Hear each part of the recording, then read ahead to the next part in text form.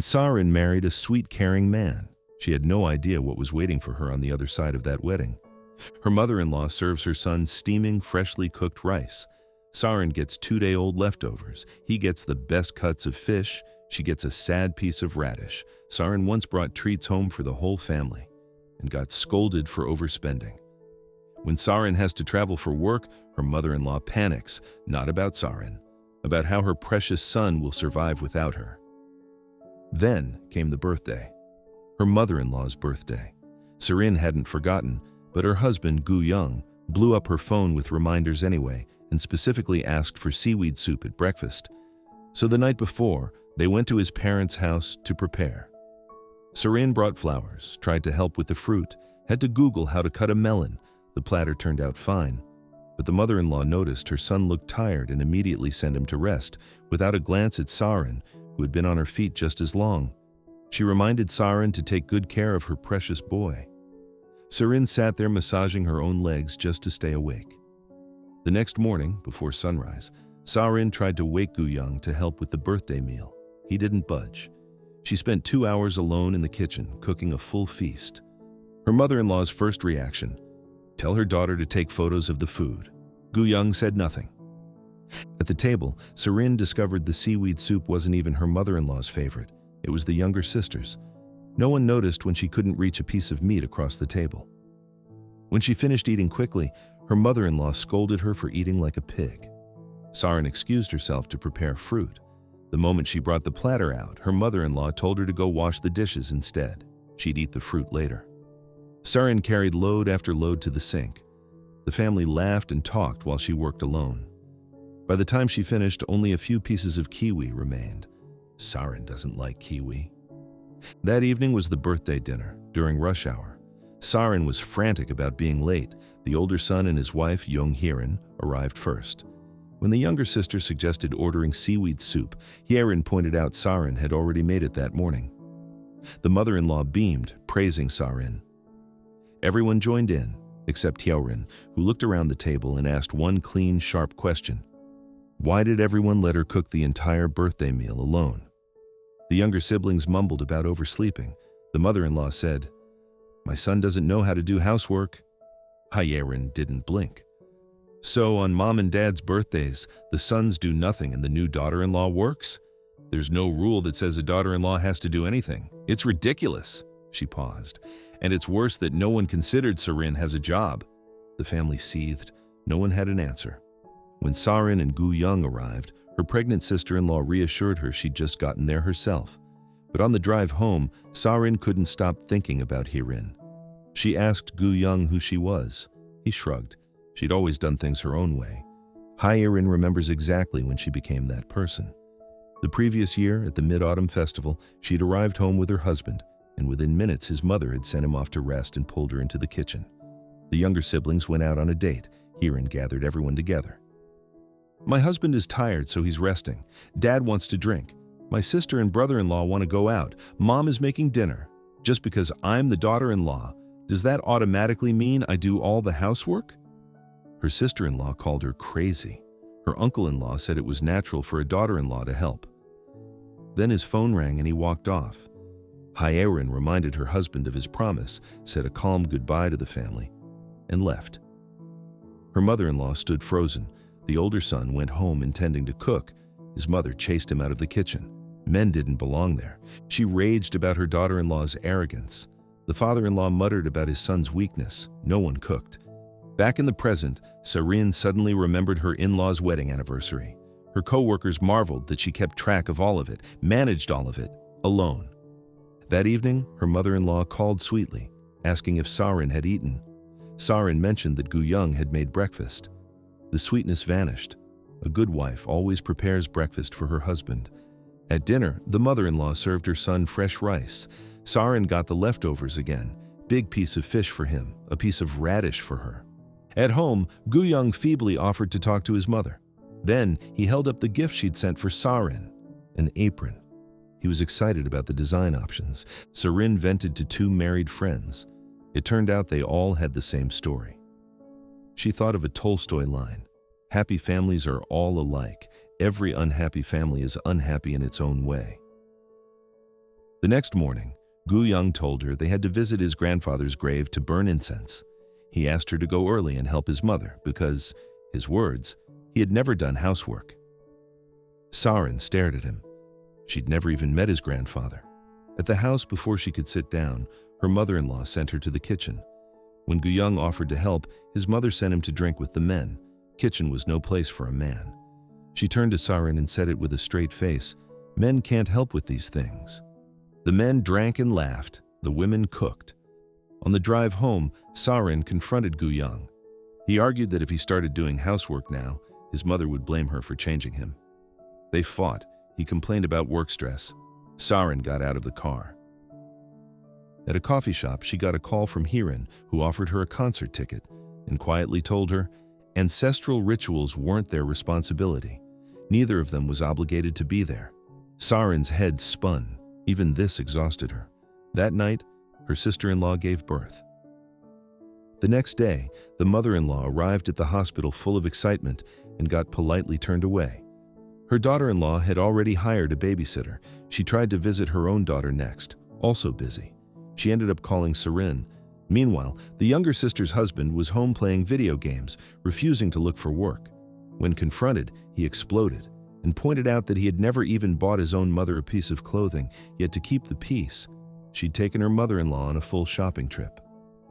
Something clicked. She called Sa-rin to apologize. Sa-rin felt a small wave of relief. She couldn't change her in-laws' thinking, so she started with her husband. They made a deal. 1 date a week, no arguments left unresolved overnight. That weekend, a romantic trip to an island. Just as they were leaving, her mother-in-law called to invite them to dinner. Sa-rin lied. Work emergency, 2-day trip. Her mother-in-law accepted. They left.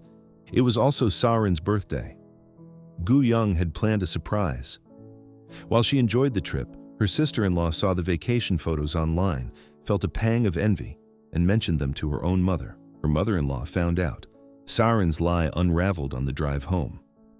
At the older son's baby's 100-day celebration, the mother-in-law watched her older son tenderly feeding his wife and exploded. Taking care of children is a woman's job. She snatched the baby. The older son calmly said he was perfectly capable. She turned her attention to Sa-rin instead. An aunt suggested Sa-rin try for a son next, someone to care for them in old age.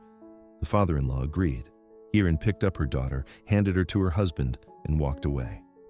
Later, Sa-rin's husband had promised to help with the housework that visit. She tried to wake him. He groaned and didn't move. She got up alone, walked into the kitchen, and found her mother-in-law already there, cooking. When Gu Young finally appeared and offered to help, his mother stopped him immediately. Then his father called him to fix the computer. He was gone within seconds. The mother-in-law looked at Sa-rin. "My son is a man. Kitchen work isn't suitable for him." Relatives began arriving. As always, men and children only. Women were not invited to these gatherings. A female relative, overwhelmed by the open sexism, took her daughter and left. The mother-in-law asked what was wrong. Her husband said they needed to go home to light incense. That evening, Sa-rin sat at a tiny separate table while everyone else ate together. She'd only ever seen that kind of arrangement on TV as a child. She'd never imagined living it. A little boy tried to get more soup himself. His grandmother stopped him and told Sa-rin to fetch it. Someone nearby made a comment about gender equality. Sa-rin laughed, bitterly. The mother-in-law saw her son washing dishes and ordered him to stop. Dirty work like this is for the daughter-in-law. When Sa-rin's own family arrived, the mother-in-law fawned over her son-in-law. Special dishes, constant attention. Sa-rin watched it happen and understood with total clarity the gap between how daughters-in-law and sons-in-law were treated in this house, servants and royalty. Sa-rin had planned to visit her own parents that day. Her husband had forgotten. When she reminded him, his mother suggested they could just go a week earlier next holiday season. Sa-rin didn't protest. She went quiet. Her sister-in-law, recognizing the look, pushed them out the door. On the drive back from her parents, Sa-rin stared out the window. Before they'd even lain down, her mother-in-law called. "Dinner tomorrow night." Sa-rin didn't respond. Her husband assumed she was tired. "Going back means cooking and cleaning. I need a break." Gu Young's answer, "No one's forcing you to cook. You do it voluntarily." She asked if he'd expect his own sister to cook for them if they visited. He stormed off. He thought she was being selfish. He thought about his older sister-in-law missing his grandfather's memorial, how upset it had made his mother. He had sympathy for his mother, none for Sa-rin. Sa-rin, alone, running a fever, dragged herself out of bed for medicine and ended up watching their wedding video. At his parents' house, Gu-young overheard his own sister faking illness on the phone to avoid going to her in-laws. He stood there, stunned. His sister, going through the same thing. He finally understood. That evening, his mother suggested ordering takeout, exhausted from cooking. His father complained about restaurant hygiene. She refused to cook. Gu-young came home and found them arguing. He thought about Sa-rin's words. He went to speak to his mother and walked into his sister and her husband arguing instead. Her husband said serving the in-laws was her duty as a wife. She fired back, "Everyone has hands and feet. Why should everyone wait for me?" Through the wall, the mother-in-law heard her own daughter say the words Sa-rin had been too careful to say out loud. She sat with that for a long time. Sa-rin's sister, meanwhile, had reached her limit. Her husband had slapped her. Her mother-in-law witnessed it and pulled her away. If you've ever felt like the invisible one, cooking for a table that didn't even look up, subscribe. That feeling has a name, and Sa-rin's not done yet. Gu-young told his parents they would spend the first day of the new year with Sa-rin's family. His father protested, too much to do during the holidays.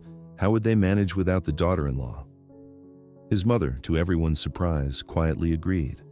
She told her husband she'd handle everything herself. She told her son to spend the holidays however made them both happy. Gu-young found Sa-rin at her parents' house. He stood in front of her and said it clearly. He finally understood how wrong his assumptions had been. He wanted her back. He promised to be better. Sa-rin, in turn, admitted something she hadn't let herself say. Maybe part of this was on her too. She had been so afraid of disappointing her mother-in-law that she had quietly swallowed her own life. She went home, ready to start over. An invitation arrived, the Milan International Furniture Fair, Sa-rin's field, her moment, but her father-in-law's birthday fell on the opening day. She hesitated too long, missed the deadline, missed the opportunity.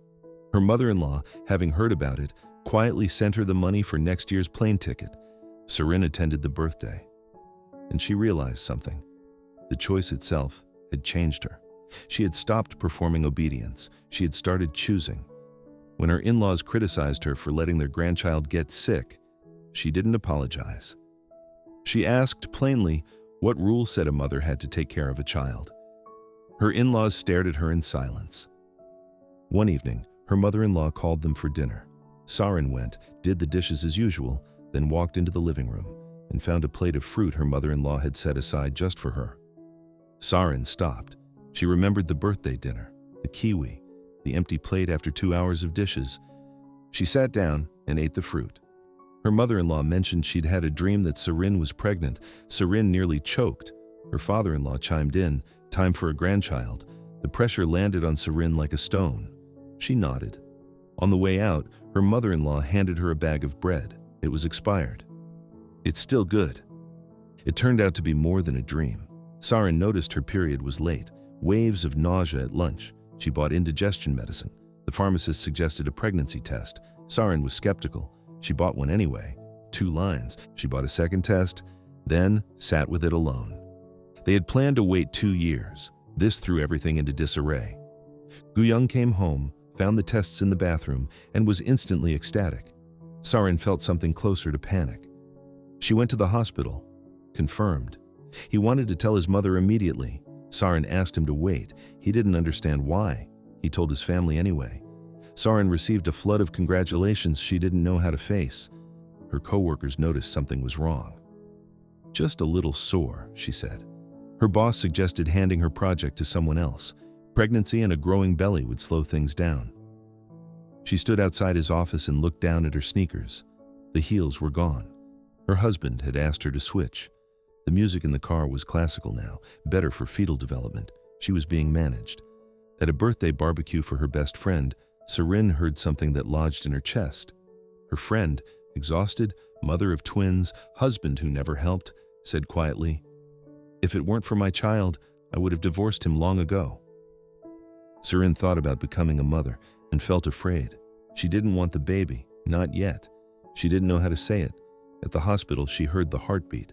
She felt nothing. Outside, she asked for her mother's homemade noodles. Her husband told her mother the news, beaming. Sa-rin sat and said quietly that she wasn't happy, that she felt terrible saying it, that she wasn't ready. Her mother held her. Later, a text. "Don't worry too much, just prepare yourself mentally." Sa-rin read it and cried again. The stress accumulated. A crowded train, morning sickness, a missed meeting. Her manager reclined his seat and pressed her to hand over her project.